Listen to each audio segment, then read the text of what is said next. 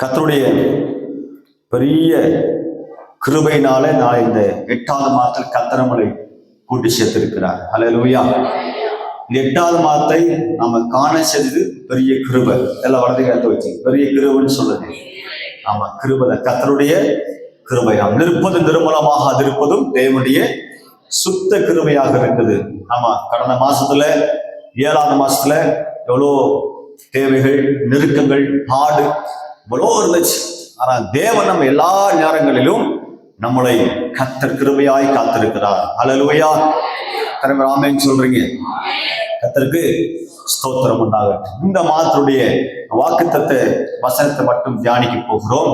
2 ராஜாக்கள் புஸ்தகத்திலே எல்லாம் எடுத்துக் கொள்ளுங்கள். 2 ராஜாக்கள் அதுல 20ஆம் அதிகாரத்திலே 2 ராஜாக்கள் 20ஆம் அதிகாரம்.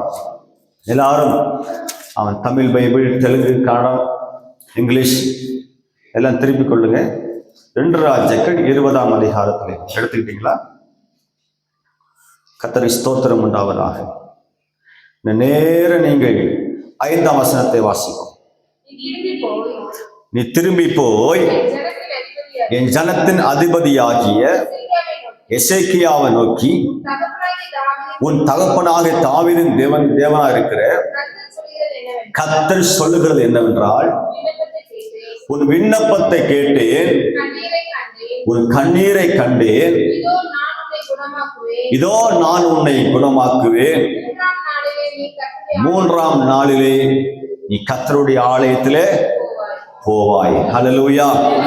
இந்த 8வது மாதம் முதல் தேதியிலே கர்த்தர் கொடுக்கிற வாக்குத்தத்த வார்த்தை என்னவென்றால், உன் விண்ணப்பத்தை கேட்டேன், உன் கண்ணீரை கண்டேன். கர்த்தருக்கு ஸ்தோத்திரம் உண்டாவதாக. உன் விண்ணப்பத்தை கேட்டேன், உன் கண்ணீரை கண்டேன். அன்பான தேவனுடைய பிள்ளைகளே, இந்த வார்த்தை யாருக்கா சொல்லப்பட்டதுன்னு சொன்னால், எசேக்கியா என்ற ஒரு ராஜா அருமையாமலே சரீரத்திலே ஒரு வியாதிப்பட்டு கிடக்கிறார், மரண தருவாயில கிடக்கிறார். கர்த்தருக்கு ஸ்தோத்திரம் உண்டாவதாக. அப்போ தீர்க்கதரிசி மூலமாய் கர்த்தரங்க சொல்லி அனுப்புங்க. என்ன அனுப்புறாருன்னா, எசேக்கியாவுடைய வீட்டு காரியத்தை ஒழுங்குபடுத்த சொல். எசேக்கியா சாக போகிறார், மரிக்க போகிறான்னு சொல்லி இந்த விஷயத்தை சொல்லுகிறார். கர்த்தருக்கு ஸ்தோத்திரம் உண்டாகும். நல்லா கவனிங்க.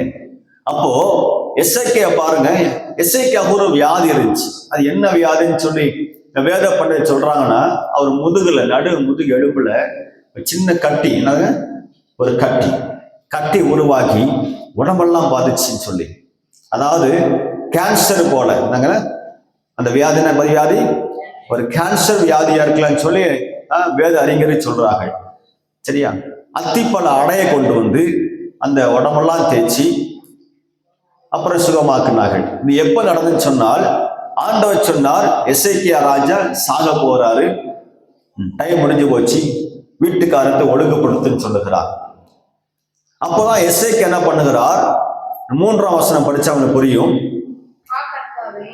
அப்ப எசேக்கியா ஒரு ஜெபம் பண்றார். என்ன ஜெபிக்கிறார்னா, வாசிங்க. ஹா கர்த்தாவே, நான் உமக்கு முன்பாக உண்மையும் மன உத்தமமாய் நடந்து உமது பார்வைக்கு நலமானதை செய்தேன் என்பதை நிலைத்தள்ளும் என்று விண்ணப்பம் பண்ணினான். எசேக்கியா மிகவும் அழுதான். ஹல்லேலூயா. எசேக்கியா மிகவும் அழுதான். ஏன்னா சரீரத்துல வேதனை, சரீரத்துல வியாதி, மனசுல ஒரு பாரம். என்ன செய்யறான்? அப்படியே அழுகிறான். எப்படி அழுதா தெரியுங்களா? நீங்க மேல் வசனம் படிச்ச 2ஆம் வசனம் படிச்சா புரியும். எசேக்கியா எப்படி அழுதார் என்றால், எப்படி ஜெபிச்சாரு பாருங்க. பாத்தீங்கன்னா சுவர்புறமாக செவுத்து புறமாக திரும்பி, ஆமா, செவரை பிடித்து கொண்டு அருமையாமலே கர்த்தர் நோக்கி அவர் அழுகிறார். கர்த்தருக்கு அப்போ ஒரு மனுஷன் செவரை பிடிச்சுக்கிட்டு அழுகிறாருன்னா உடம்புல பலன் இல்லை, உடம்புல நிக்க பலன் இல்லை. கர்த்தருக்கு அந்த அளவுக்கு பலவீனப்பட்டு எசேக்கியா பலவீனப்பட்டுட்டார். அவர் அழுகிறார், புலம்புகிற ஆண்டவர் சமூகத்தில் ஜெபிக்கிறார். அப்பதான் ஆண்டவர் மனம் இறங்கி சொல்லுகிறார். ஒரு ஊழியக்காரனை தீர்க்கதரிசி மூலம் சொல்லி அனுப்புகிறார். போய் அந்த மகன்கிட்ட சொல்லு, எசேக்கியா ராஜாட்ட சொல்லு அப்படின்னு சொன்ன சொல்றாரு. அப்பதான் சொல்றாரு, எசேக்கியா ராஜாவே, உன் விண்ணப்பத்தை ஆண்டவர் கேட்டார். ஹல்லேலூயா. உன் கண்ணீரை ஆண்டவர் கண்டார். உன் ஆயுஸ் நாட்களோட 15 வருஷம் கர்த்தர் பண்ணாரு, கூட்டி கொடுத்திருக்கிறார். ஹல்லேலூயா. கர்த்தருக்கு ஸ்தோத்திரம். நீ 6ஆம் வசனம் படிச்சவனுக்கு புரியும். உன் நாட்களோடு 15 வருஷங்களை கூட்டுவேன், உன்னையும் இந்த நகரத்தையும் அசிரிய ராஜாவின் கைக்கு தப்புவித்து என் நிமித்தம், என் தாசனாக தாவீது நிமித்தம் இந்த நகரத்துக்கு ஆதரவா இருப்பேன் சொல்லி கர்த்தர் வாக்கு கொடுக்கிறார். ஹல்லேலூயா. இந்த வார்த்தை கேட்டுக்கொண்டு அன்பு தேவனுடைய பிள்ளைகளே, நீங்க வடித்த கண்ணீருக்கு இத்தனை மாசங்கள், ஒருவேளை 7 மாதங்கள் நீங்க கண்ணீரோடு இருந்திருக்கலாம். 7 மாதங்கள் நீ ஜெபத்தோடு இருந்திருக்கலாம். ஏதோ ஒரு விஷயத்துக்காக ஜெபிச்சிட்டு இருக்கலாம். ஏதோ ஒரு காரியத்துக்கு நீ ஜெபம் பண்ணிட்டு எதிர்பார்த்து உட்கார்ந்து கொண்டிருக்கலாம். இந்த 8வது மாதம் கர்த்தர் சொல்றார், எசேக்கியாவின் ஜெபத்தை கேட்ட ஆண்டவர் உங்கள் ஜெபங்களை கர்த்தர் கேட்பார். ஹல்லேலூயா. ஹல்லேலூயா. எசேக்கியாவின் கண்ணீரை கண்ட தேவன் உங்கள் கண்ணீரை ஆண்டவர் காண்பார். இந்த 8வது மாதத்துல வாக்குத்தத்தம் தான், உன் ஜெபங்கள் கேட்கப்படும், உன் கண்ணீரை கர்த்தர் கண்டு செய்வாரு. நமக்கு உதவி செய்கிற தேவனாக இருக்கிறார். ஹல்லேலூயா. இந்த 8வது மாதம் நம்ம ஜெபங்கள் கேட்கப்படும் மாதம், உன் கண்ணீர் துடைக்கப்படுகிற மாதம். கர்த்தருக்கு ஸ்தோத்திரம். வேலை பல விஷயத்தை குறித்து அழுது கொண்டிருக்கலாம். குடும்பத்துல பிரச்சனை, பிள்ளைகள் பிரச்சனை, சொத்து பிரச்சனை, சரீரத்துல வியாதி, விலகணும், தேவையில்லாத சண்டைகள், வேலையில பிரச்சனை. ஒரு வேலையில உட்கார்ந்து அழுதுகிட்டு இருக்க, ஆண்டவரே என்ன செய்யுதுப்பா, இந்த மாதிரி போராட்டமா இருக்குது அப்படின்னு ஒவ்வொரு நாளும் தூங்கி எழுமன் நாள் முதற்கொண்டு நீ கண்ணீரும் கையுமாக இருக்கலாம். நான் 8வது மாதம் ஆண்டவர் சொல்றார், உன்னை கண்ணீரை துடைக்கிற மாதம், நீ ஜெபிக்கிற ஜெபங்களுக்கெல்லாம் கர்த்தர் பதில் கொடுக்கிற மாதம். ஹல்லேலூயா. அதான் வேதம் சொல்லுது, நீங்கள் நானும் ஆராதிக்கிற ஆண்டவருக்கு ஒரு பேரு உண்டு. என்ன பேரு தெரியுமா? ஜெபத்தை கேட்கிறவரே. ஹல்லேலூயா. ஹல்லேலூயா. தாவீது சங்கீதத்தில் சொல்லுகிறார், ஜெபத்தை கேட்கிறவரே, மாம்சமான யாவருக்கும் தேவனாகிய கர்த்தர் அப்படின்னு சொல்லி. நம்ம ஆண்டவர் ஜெபத்தை கேட்கிற தேவன் மாத்திரமல்ல, அதற்கு பதில் கொடுக்கிறவராக இருக்கிறார். ஹல்லேலூயா. அப்ப ஆண்டவர் ஜெபத்தை கேட்டாருன்னு சொன்னாலே என்ன அர்த்தம்? அடுத்து நமக்கு பதில் வரப்போகுது, பதில் வரப்போகுது. கர்த்தருக்கு ஸ்தோத்திரம். நீ ஆதியாகம புஸ்தகத்துல படிச்சா புரியும் இருக்கு. 16ஆம் அதிகாரத்துல 21ஆம் வசனம் படிக்கல. ஆதியாகமம் சீக்கிரம். சாரி, கர்த்தருக்கு ஸ்தோத்திரம் உண்டாகட்டும். இந்த வேதத்திலே பார்க்கும்போது தேவன் நம்முடைய ஜெபங்களை அவர் கேட்கிறவராகவும் நம்ம ஜெபத்துக்கு பதில் கொடுக்கிற 21ஆம் அதிகாரத்திலே நீங்கள் நேரா 16ஆம் வசனம் படிங்களேன். பிள்ளை சாகிறதை நான் பார்க்க மாட்டேன் என்று சொல்லி சத்தமிட்டு அழுகிறார். ஹல்லேலூயா. இங்க ஒரு சகோதரி அழுகிற சகோதரியை பார்க்கிறோம். இந்த சகோதரி பேர் தான் ஆகார். யாருங்க? ஆகார். கர்த்தருக்கு ஸ்தோத்திரம் உண்டாகட்டும். ஆபிரகாமுக்கு முதல் மனைவி சாராள், அவருக்கு பிள்ளை இல்லைன்னு சொல்லி இந்த ஆகாரை திருமணம் பண்ணி வைத்தால், இந்த ஆகாரம் மூலமாய் ஒரு பிள்ளை பிறந்தது.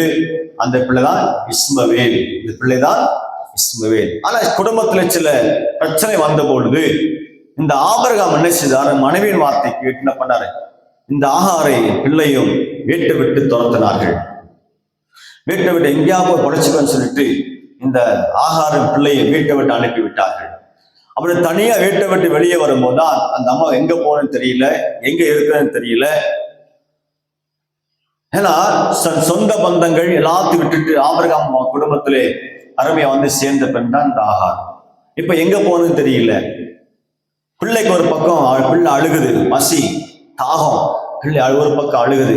அந்த வனாந்திரத்துல யாருமே மக்கள் நடமாட்டம் இல்லை. அப்ப என்ன செய்தா? என் பிள்ளை சாக போகுது, என் பிள்ளை வாழ்க்கை அவ்வளவுதான் முடிஞ்சிச்சு அப்படின்னு சொல்லி பிள்ளைய ஒரு ஓரமாய் படுக்க வச்சுட்டு என்னமா ஒரு ஓரமா உட்காந்து என் பிள்ளை சாகிறதை கண்ணால பார்க்க மாட்டேன் அப்படின்னு சொல்லி அந்த ஓட அழுகிறாங்க. இந்த சம்பவத்தை தான் இந்த அதிகாரத்திலே பார்க்கிறோம். அல்லேலூயா. எந்த தாயும் தன் பிள்ளை சாகிறத கண்ணால செய்ய மாட்டாங்க, பார்க்க விரும்ப மாட்டாங்க. யாரா பார்க்க விரும்புவாங்களா? என் பிள்ளை சாகிறத என் கண்ணால பார்க்கணும். எந்த தாயெல்லாம் செய்ய விரும்ப மாட்டாங்க. அது போலதான் என் பிள்ளை சாகிறத என் கண்ணாலாம் செய்ய மாட்டேன், நான் பார்க்க மாட்டேன்னு சொல்லி வேதனையோட உட்கார்ந்து அந்த வனாந்தரத்துல யாருமே இல்லாத இடத்துல அந்த அம்மா அழுகுறாங்க. அழுகும் பொழுதால் நம்முடைய தேவன், ஆண்டவராகிய தேவன், அல்லேலூயா, கண்ணீரை காண்கிறவர், ஜெபத்தை கேட்கிறவர், அந்த வனாந்தரத்துல அருமையான கண்ணீரை ஆண்டவர் கண்டு கர்த்தர் இறங்கி ஆகாரு சொன்னார், ஆகாரே ஏன் அழுகிறாய், ஏன் அழுகிறாய்? உன் பிள்ளை சத்தத்தை யாரும் கேட்கல நினைக்காத, நான் கேட்கிறேன். ஹல்லேலூயா, அல்லேலூயா. ஒருவேளை இந்த கடந்த நாட்கள்ல கண்ணீரோடு ஜெபத்தொலி கேட்டு, ஆண்டவரே சத்தத்தை கேட்க மாட்டீங்களா, என் கஷ்டம் உங்களுக்கு புரியலீங்களா, இப்படிலாம் வேதனைப்படுற ஆண்டவரே, இப்படிலாம் கஷ்டப்படுற ஆண்டவரே, எனக்குன்னு யார் இருக்கா, எங்களுக்குன்னு யார் இருக்கா, உங்களை விட்டா யாரு உண்டு ஆண்டவர்னு சொல்லி ஒருவர் நீங்கள் ஜெபத்துல, தனி ஜெபத்துல நீ அழுதிருக்கலாம், புலம்பிருக்கலாம். ஆகாரே கத்த சொல்லுகிறார், ஆகாரே உனக்கு யாருன்னு நினைக்காத, உன் சத்தத்தை யாரும் கேட்கல நினைக்காத, உன் ஜெபத்தை யாரும் கேட்கலன்னு வருத்தப்படாத, உன் ஜெபத்தை நான் கேட்டிருக்கிறேன். அல்லேலூயா, அல்லேலூயா. ஆமா, நாட்களிலே இயேசுவை விசுவாசிக்கிற, இயேசுவை நம்புகிற, இயேசு கிறிஸ்துவை முழு நம்பிக்கை வச்சிருக்கிற பிள்ளைகளின் ஜெபத்தை ஆண்டவர் கேட்க வல்லவராக இருக்கிறார். ஆமென். அதெல்லாம் நம்முடைய ஆண்டவருக்கு பேர்லாம் பேரு ஜெபத்தை கேட்கிறவர், கண்ணீரை காண்கிறவர். கர்த்தருக்கு நம்மளாம் அழுதோம்னா உலகம் என்ன செய்யும்? அப்படியே சிரிக்கும். நம்ம அழுத உலகம் சிரிக்கும். ஒரு ரட்சிக்கப்பட்ட விசுவாசி அழுத அரைச்சியும் பக்கத்து வீட்டுக்காரன் சிரிப்பான். பெருசா ஏசு ஏசுன்னு போனாங்க, சர்ச்சுன்னு போனாங்க, என்ன கஷ்டப்படுறாங்க பாருங்க. ஆனால் உலகம் சிரிக்கும், சொந்தக்காரர் சிரிப்பாங்க. நீ அழும்போது உலகம் வேடிக்கை பார்க்கும். ஆனால் உனக்கு உதவி செய்ய ஒரே ஒரு தேவன் இருக்கிறார், ஆண்டவராகிய இயேசு மாத்திரமே. அல்லேலூயா. அவர் நீ அழும்போது வேடிக்கை பார்க்க மாட்டார், நீ துக்கமா இருக்கும் போது வேடிக்கை பார்க்க மாட்டார். நமக்கு என்ன செய்வாரு? 1000 பேர் உன்னை வேடிக்கை பார்த்தாலும் ஒரே ஒரு தேவன், ஆண்டவர் இயேசு கிறிஸ்து மாத்திரம் உனக்கு உதவி செய்வார். அல்லேலூயா, அல்லேலூயா. இதே போல 1 சாமுவேல் புஸ்தகத்துல 1ஆம் அதிகாரம் 10வது வசனத்துல அங்க ஒரு அம்மா அழுகிறாங்க. அங்க ஒரு அம்மா, அந்த அம்மா தான் அன்னாள் என்று வேதம் சொல்லுகிறது. அந்த அம்மா பேர் என்ன? அன்னாள் அப்படின்னு சொல்லி 10ஆம் வசனத்துல அவள் போய் பாருங்க, தேவனுடைய ஆலயத்துக்குள்ள போய் மனம் கசந்து மிகவும் அழுகிறாள். அல்லேலூயா. கர்த்தர் நோக்கி விண்ணப்பம் பண்ணுகிறார். எசேக்கியா ராஜா எப்படி ஜெபித்தாரோ அன்னாலும் ஜெபிக்கிறார். ஆண்டவரே எனக்கு ஒரு குழந்தை பாக்கியத்தை தாரும். எசேக்கியா ஜெபித்தது சுகத்துக்காக, அன்னாள் ஜெபித்தது குழந்தை பாக்கியத்துக்காக. கர்த்தருக்கு ஸ்தோத்திரம். எசேக்கியாவும் கண்ணீர் வடிக்கிறார், இந்த அன்னாளும் கண்ணீர் வடிக்கிறார். எசேக்கியாவும் ஜெபம் பண்ணுகிறார், அன்னாளும் ஜெபம் பண்ணுகிறார். புரிஞ்சல்லைங்களா?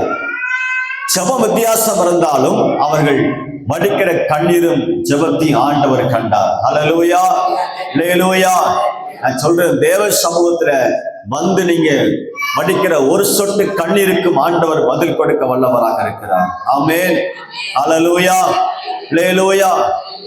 தேவனுடைய பிள்ளை அழுவதை தேவன் ஒருபோது விரும்புவதில்லை. கர்த்தர் ஒருபோதும் என்ன செய்வதில்லை, ஆசை பண்ணி அழுகணும்னு சொல்லி கர்த்தர் நினைக்கிறது கிடையாது. ஏன்னா நம்முடைய ஆண்டவர் நம்ம எல்லாம் சந்தோஷமா இருக்கணும், நீங்களாம் மகிழ்ச்சியா இருக்கணும்னு சொல்லிதான் கர்த்தர் விரும்புகிறார். ஆமென், அல்லேலூயா. பாருங்க, அன்னாள் கண்ணீர் விட்டு அவள் ஜெபித்த பொழுது ஆண்டவர் அன்னாளின் ஜெபத்தை ஆண்டவர் கேட்டார். 2ஆம் அதிகாரத்திலே பார்க்கும், 1 அதிகாரத்திலே ஜெபிக்கிறாள், 2ஆம் அதிகாரத்தில் அவளுக்கு பதில் வருகிறது. கர்த்தருக்கு ஸ்தோத்திரம். என்றால் அதுபோல நேரத்தில் வாசிக்கிறோம், கண்ணீரோடு விதைக்கிறவர்கள் கம்பீரத்தோடு என்ன செய்வாங்க? அறுப்பார்கள். நீங்க இந்த மாசம் கண்ணீரோடு ஜெபிச்சு பாருங்க, கண்ணீரோடு ஜெபிங்க. எப்ப ஜெபிச்சாலும் ஒரு சொட்டு கண்ணீராவது அவன் கண்ணில் வரட்டும். ஏனென்றால் அவருடைய பிள்ளைகள் அழுகிறதை தேவன் விரும்ப மாட்டார். ஆமென். நீ கண்ணீரோடு ஜெபிச்சு பாருங்க. இந்த மாசம் 8வது மாசம் 7 மாசம் கேட்காத ஜெபங்களை 8வது மாசம் கர்த்தர் கேட்டு அற்புதம் செய்வார். ஆமென். அல்லேலூயா, அல்லேலூயா. எல்லாம் மனதால் ஜெபிக்க போற, கண்களை மூடி நம்ம ஜெபங்கள் அந்த மாதம் 8வது மாதத்திலே உன் ஜெபங்களை கேட்கிற மாதம் இது. ஜெபத்தை கேட்கிற மாதம், ஜெபத்தை கேட்கிறவராய், கண்ணீரை துடைக்கிற தேவனாய் உன் குடும்பத்தில் கர்த்தர் இறங்கி வருகிறார். ஹல்லேலூயா, ஹல்லேலூயா. இந்த வார்த்தையை கேட்டுக்கொண்டு அன்பு தேவனுடைய பிள்ளைகளே, இந்த வார்த்தையை கேட்டுக்கொண்டிருக்க அன்பு தேவ ஜனமே, இந்த 8வது மாதத்துல எனக்குன்னு யாரு உண்டு, எனக்குன்னு யார் இருக்கான்னு சொல்லி ஒருவேளை புலம்பிக் கொண்டிருக்கிறீங்களா? இந்த 8வது மாதத்துல தேவனாய் கர்த்தர் ஆண்டவராக இயேசு கிறிஸ்துவானவர் ஹல்லேலூயா உன் ஜெபத்தை கேட்கிறவராய், உன் கண்ணீரை துடைக்கும் தேவனாக உன் வீட்டுக்குள் இறங்கி வருகிறார். ஹல்லேலூயா. உன் குடும்பத்தில் இறங்கி வருகிறார், உன் ஜீவியத்தில் இறங்கி வருகிறார், உன் இருதயத்தில் இறங்கி வருகிறார், உன் சிந்தனையில் இறங்கி வருகிறார். ஹல்லேலூயா, ஹல்லேலூயா. ஆவியானவரே, எல்லாம் ஜெபிங்க, ஜெபிங்க, ஜெபிங்க. ஆமா, கர்த்தாவே நன்றியோடு ஸ்தோத்திரிக்கிற ஆண்டவரே, நன்றி உள்ளத்தோடு துதிக்கிற ஆண்டவரே. இஸ்ரவேல் சொன்ன வார்த்தையின் பிரகாரமாய், நீ சொன்ன வார்த்தையின் பிரகாரமாய் விண்ணப்பத்தை கேட்டேன். எசேக்கியா சொன்னீங்களப்பா, விண்ணப்பத்தை கேட்டேன், ஒரு கண்ணீரை கண்டேன் சொன்னீங்களப்பா, நான் சுகத்தை கொடுப்பேன் சொன்னீங்களப்பா. ஆண்டவரே, இந்த புதிய மாதத்துல ஆண்டவரே பிள்ளைகள் ஜெபங்களை கேளுங்கப்பா. ஜெபங்களை கேட்டு அப்படியே அற்புதம் செய்வதற்காய் ஸ்தோத்திரிக்கிற ஆண்டவரே. எசேக்கியாவுக்கு இறங்கி பதிலளித்த தேவன், ஆகாருக்கு பதிலை கொடுத்தவர், அன்னாளுக்கு பதிலை கொடுத்தவர். ஆண்டவரே, இந்த 8வது மாதம் யாரெல்லாம் நோக்கி ஜெபிக்கிறார்களோ அத்தனை பிள்ளைகளுக்கும் தேவன் பதிலை கொடுக்கும்படியா ஜெபிக்கிற ஆண்டவரே. இயேசுவே, எல்லா முகத்திலிருந்து கண்ணீரை துடைக்கிறவர் சொல்லி வேதத்துல வாசிக்கிற ஆண்டவரே. ஆகவே இந்த நிகழ்ச்சியை பார்த்து கொண்டிருக்கிற, இந்த ஜெபத்தில் கலந்து கொண்டிருக்கிற எல்லா பிள்ளைகளின் வாழ்க்கையில் உண்டான கண்ணீர்கள் துடைக்கப்படுவதாக, ஜெபங்கள் கேட்கப்படுவதாக, தேவனுடைய வல்லமை போல இறங்கட்டும் ஆண்டவரே. கர்த்தாவே, அற்புதம் நடக்கட்டும். இந்த மாதம் 8வது மாதம் ஆண்டவரே, ஒவ்வொரு குடும்பத்திலையும் நீ கண்ணீரை துடைக்கும் தேவனாய், ஜெபத்தை கேட்டு பதில் கொடுக்கும் தேவனாய் இறங்கி வந்து ஆளுகை செய்வீராக. வந்த ஜனங்களை கர்த்தர் ஆசீர்வதியும், ஒவ்வொரு குடும்பத்தையும் கர்த்தர் பலப்படுத்தும், பெரிய காரியம் செய்யும். இந்த மாதம் முழுவதும் கர்த்தர் நடத்துவீராக. இயேசுவின் நாமத்தில் பிதாவே, ஆமென்.